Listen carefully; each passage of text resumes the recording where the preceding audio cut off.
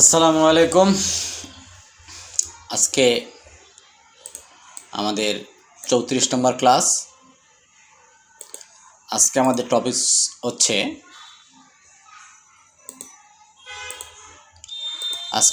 হচ্ছে convert to text.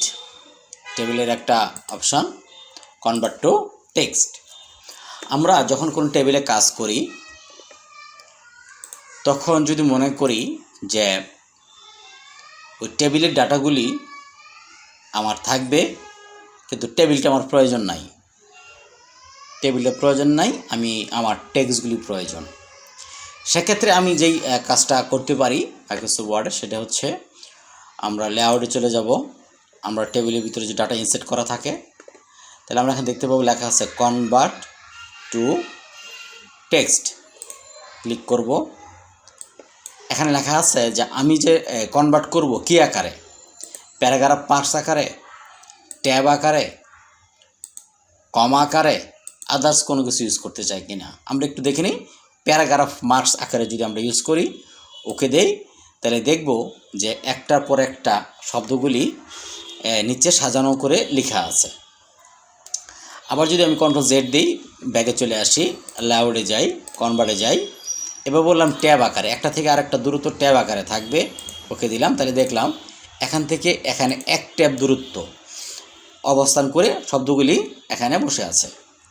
আমি যদি ট্যাব আকারে না দিয়ে বলি কমা আকারে, তাহলে ওকে দেই, তাহলে দেখবো যে একটা থেকে আরেকটা কমা আকারে অবস্থান করছে।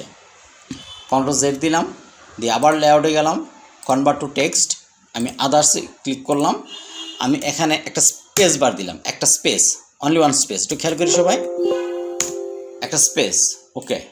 তাহলে দেখলাম একটা স্পেস থেকে আর একটা ওয়ার্ড থেকে আরেকটা ওয়ার্ড একটা স্পেস আকারে অবস্থান করছে। তাই এরকম আমরা খুব সহজেই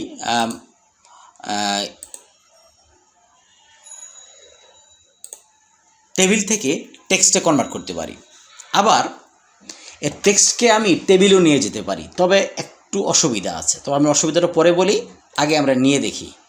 যদি আমরা এই শব্দগুলি এখন মনে করি যে আমরা টেবিলের ভিতরে প্রবেশ করাতে চাই, সেক্ষেত্রে আমরা কি করতে পারি? আমরা এখানে লেখা আছে দেখেন convert text to table, click করলাম এবং সে দেখাচ্ছে যে কয়টা কলাম হবে। এখানে বলা আছে 1 2 3 4 5 6 7টা কলাম বলতেছে, ঠিক আছে, এবং 5টা রো বলতেছে। সে অটোমেটিকলি সে নিয়ে নিয়েছে এবং আদার্স অপশন আছে এবং ওকে আছে। তাহলে দেখেন আমাকে কিন্তু সে টেবিলে কনভার্ট করে দিয়েছে। আবার একটু খেয়াল করি, ইনসার্টে গেলাম, টেবিলে গেলাম, কনভার্ট টেক্সট টু টেবিল। এখানে আমরা 3টা বিহেভিয়ার আছে, অটো আছে, ফিক্সড কন্টেন্ট টু যদি দেই তাহলে দেখব টেবিলটা ছোট হবে, যতটুকু কন্টেন্ট টেবিল ততটুকু বড় হবে। আবার যদি বলি যে কনভার্ট টেক্সট টু টেবিল এবং বলছি উইন্ডো যতটুকু বড় হোয়াইট আকারে অটো করে দিলাম, দেন ওকে দিলাম, তাহলে সে ওকে আকারে হয়ে যাবে।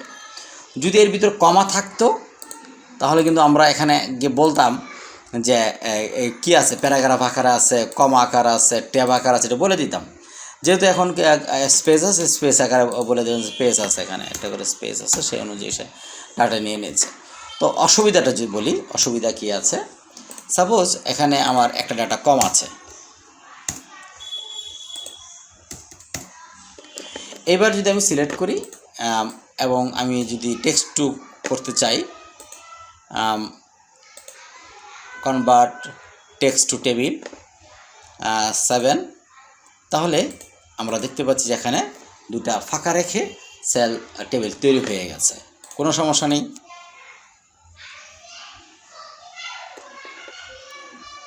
সুতরাং এই যে এখানে B1 থাকার কথা ছিল সেটা কিন্তু এখন নেই।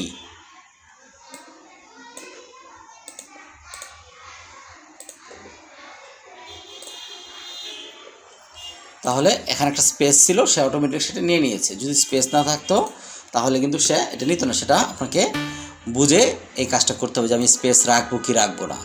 যদি আপনি পেজ দেন, দেখেন এবার কিন্তু আবার এখানে খালি থাকবে, যেহেতু এখানে খালি নেই, কারণ কোনো স্পেস নাই।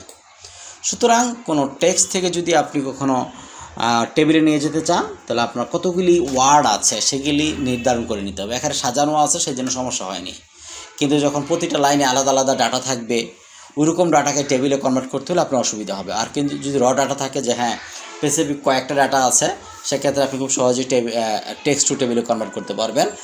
বাট এটা খুব কঠিন একটা কাজ, সবসময় আপনার সুন্দর সাজানো থাকবে না ডাটাগুলি, এই জন্য করতে পারবেন না। কোনো জায়গায় ট্যাব থাকবে, কোনো জায়গায় কমা থাকবে, কোনো জায়গায় ফুল স্টপ থাকবে, ওই জাতীয় ডাটাগুলি আপনাকে নিয়ে যেতে গেলে আপনার প্রবলেমে পড়ে যাবেন।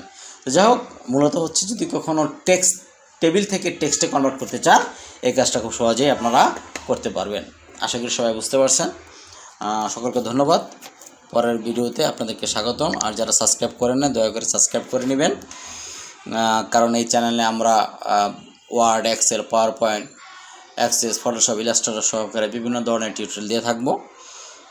আশা করি আপনারা শেয়ার করবেন, যাতে সবার উপকার হয়। ধন্যবাদ সবাইকে, ভালো থাকবেন। আসসালামু আলাইকুম।